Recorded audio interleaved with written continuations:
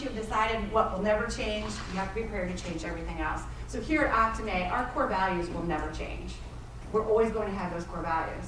But a lot of other things have changed. So for example, 3 years ago, if you would have said to me, Susan, we're going to allow people to sleep on the overnight shift, I would have said no.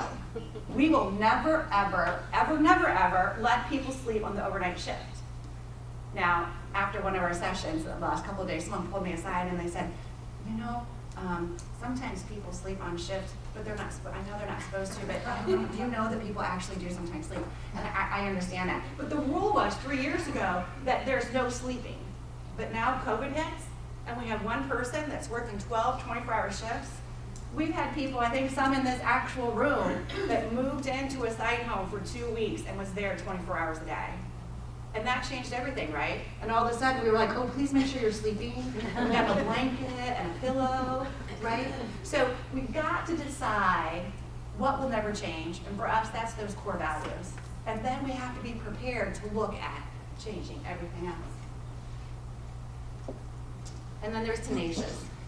Yesterday, a gal said, when I asked about what is resilience, and she said, the ability to just show up every day.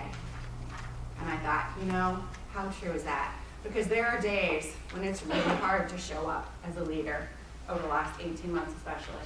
But when you're tenacious, you have persistence and drive, but you know there's nothing keeping you from hitting your goal.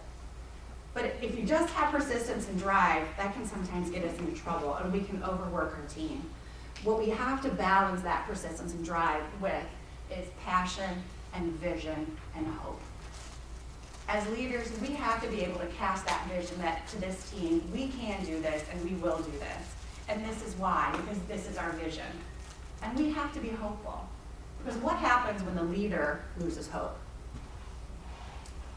Everybody else loses hope too, right? I think Tim was getting to that as well. So I believe, so those are the traits of a resilient leader. I want you to take a quick moment and I want you to write down, out of those traits, which ones would you like to work on over the next 6 months?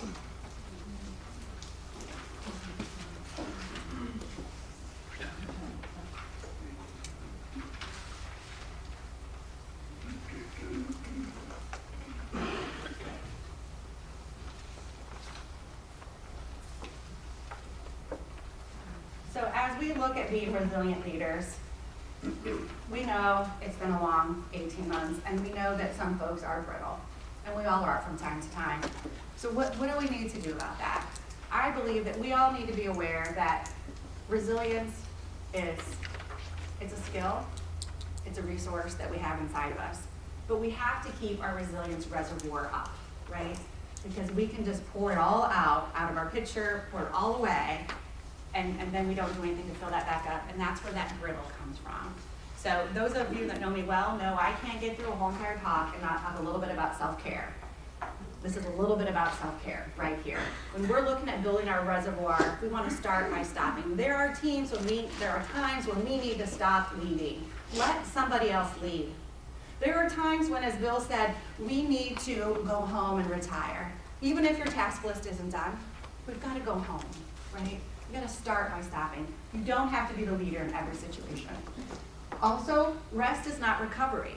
When we sleep, that's good. We have to have sleep. That's like a baseline. But recovery is the other things that we do that fill us up. So, for example, where's Jenny Sanda? Jenny, what's that stuff you do? Kung Fu. She does Kung Fu. Last night, we were in the lobby, and she was teaching me how to do some of the kicks and stuff. It is so cool. I'm going to be practicing. I'm definitely not doing that for you guys today. What else do we do? Angie, where's Angie? Angie, what do you do? Be with my grandkids. Be with your grandkids. That is so awesome. Yeah. I love her grandkids. Where is Bonnie? What do you do? I do aerial arts. Aerial arts. This thing with like ribbons. Woo, it is amazing. It's amazing.